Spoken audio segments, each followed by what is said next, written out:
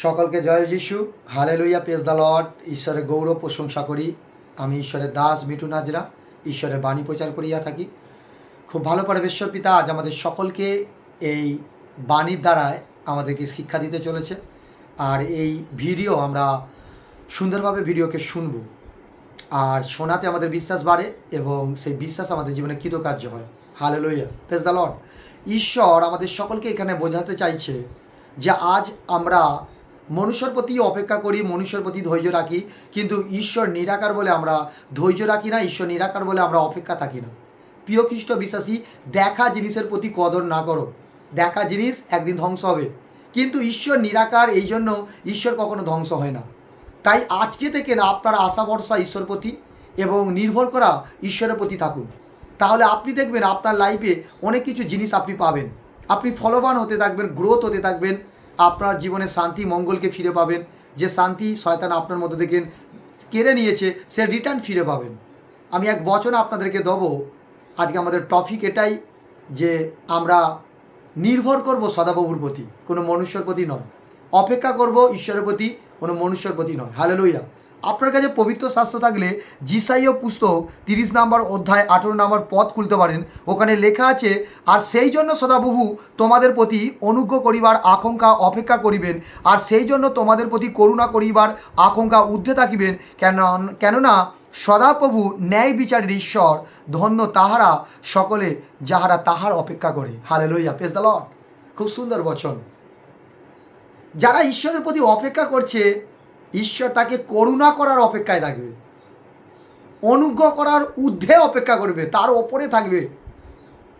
আজ মনুষ্য জাতি কি হয়, ঈশ্বরের কাছে এসে কোনো মনুষ্য, ঈশ্বর যখন যাকে মনোনীত করে তার প্রাঙ্গণে নিয়ে আসে, তার স্থানেতে নিয়ে আসে, ভবনেতে নিয়ে আসে, সেই ব্যক্তি কী করে, সে দুদিন এসেই ফল খোঁজা শুরু করে। সকালবেলা হালেলুয়া। আমি একটা দৃষ্টান্ত আপনাকে বলবো। গাছ বাঁচিয়ে ফল খাওয়া কিন্তু উত্তম। আপনি ভাবুন, আমার দেহটা একটা গাছ, আর এই গাছের সমস্ত শাখা পোশাক আছে, তাই না? আমার হাত আঙুল সমস্ত শাখা পোশাকা ধরে নিন, বাট আমি এটাকে আপনাকে এক্সাম্পল বলছি। আর এই গাছের মধ্যে ফল চাইছেন।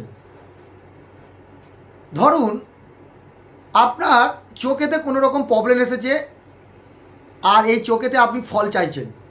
আপনার মুখে কিছু প্রবলেম আছে, মুখেতে আপনি ফল চাইছেন। আপনার কিডনিতে কিছু প্রবলেম আছে, কিডনিতে আপনি ফল চাইছেন। আপনার মাথার কিছু প্রবলেম আছে, মাথার মধ্যে ফল চাইছেন। প্রিয় খ্রিস্ট বিশ্বাসী, আপনি অনুভব করুন যে এই গাছ প্রভু যিশু নিজে আমাকে তৈরি করেছে। এই গাছের মধ্যেই ফল দরকার।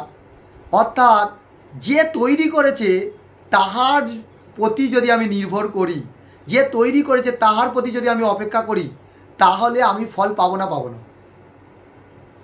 অফকোর্স আমরা অবশ্যই পাবো ফল, যদি অপেক্ষা করি।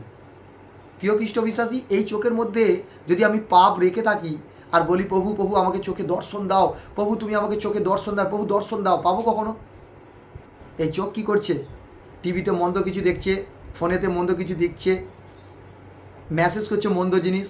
প্রিয় খ্রিস্ট বিশ্বাসী, চোখ যদি আপনার, একটা চোখ যদি আপনার মন্দ থাকে, আপনি উপড়ে ফেলে দিন। কি উপড়ে ফেলে দেবেন? চোখ।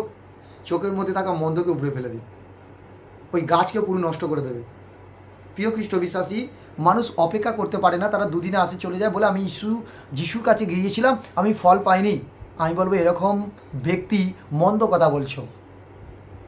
আমি চ্যালেঞ্জ করে বলবো, 100-100 বলবো, যিশুর কাছে কেউ যদি এসে পবিত্রতায় চলে এবং ঈশ্বরের কাছে অপেক্ষা করে, 100-100 যা ফল আপনার দরকার সেই ফল তো পাবেন।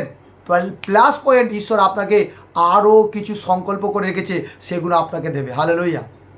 কিন্তু আমরা যখন তাহার কাছে নত হই না, তাহার প্রতি অপেক্ষা করি না, মনুষ্যর প্রতি অপেক্ষা করি, টাকা অর্থের জন্য মনুষ্যর কাছে ছুটে যাই। আরে মনুষ্যই তো দেবে, ঈশ্বরকে আগে চাও। মনুষ্যকে পাঠাবে ঈশ্বর, কোনো এক ব্যক্তি স্বর্গের দূতের দ্বারায় পাঠাবে। ঈশ্বর তোমাকে পাঠাবে, তোমাকে হাতে মানি দিয়ে পাঠাবে, যা প্রয়োজন তোমাকে দিয়ে পাঠাবে। যিশুর কাছে কি সমস্ত চাবি তালা আছে, বুঝে গেল? সমস্ত কিছু চাবিকাঠি আছে যেটা তুমি খুলতে পারো যিশু নামে। কি প্রয়োজন আপনার? গাড়ি বাড়ি সোনা অর্থ ধন সম্পত্তি, কিন্তু আপনাকে তো কর্ম করতে হবে। শুধু যিশু যিশু করলে তো হবে না, যিশুর ওয়ার্ডকে শুনে গ্রহণ করে চলতে হবে। আর যিশু আপনার কর্মজীবনেই মিরাক্কেল করবে, আপনার জীবনেই মিরাক্কেল করবে। হালেলুয়া। সেই জন্য আপনারা যিশুর প্রতি অপেক্ষা করুন, তাহার বচনকে ফলো করুন। প্রভু ঈশ্বর এখানে বলছে যে এই জন্য সদাপ্রভু তোমাদের প্রতি অপেক্ষা করবে, অনুগ্রহ করবে। যদি তুমি অপেক্ষা করো প্রভুর কাছে, অনুগ্রহ করবে। অনুগ্রহ করার মানে আশীর্বাদ। আর তারপর এখানে বলছে তোমাদের প্রতি করুণা করার অপেক্ষা। ভাবুন, আপনি যদি অপেক্ষা করেন জিজাসের কাছে, প্রভু যিশুর একবার যদি করুণা তোমার প্রতি আসে, আপনি কতটুকু পাবেন বুঝতে পেরেছেন? আমি তো সর্বদাই প্রভুর হস্ত নিচে নতই প্রভু, যে তুমি করুণাময় ঈশ্বর, তুমি আমাকে করুণা করো। তার করুণা তো এতটুকু আমি এগিয়ে আসতে পেরেছি। প্রিয় খ্রিস্ট বিশ্বাসী, আপনি ঈশ্বরের প্রতি অপেক্ষা করুন, মনুষ্যের কাছে নয়। মনুষ্য ঠকাবে, মনুষ্য ঠকবাজি দেবে বলে দেয় না। মনুষ্য ঠকবাজি দেবে বলে দেয় না। আজ অনেক দাসদাসীরাও এরকম করে, অনেক ঈশ্বরের দাসদাসীরাও করে, ঈশ্বরের সন্তানরা করে। কিন্তু তুমি না ঠকাও, তুমি ঈশ্বরের কাছে অপেক্ষা করো, ঠকবে না তুমি।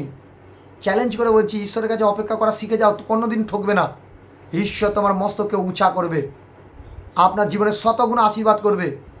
ঈশ্বর আপনার জীবনকে বড় ব্লেসিং করবে যিশু নামে। হালেলুয়া।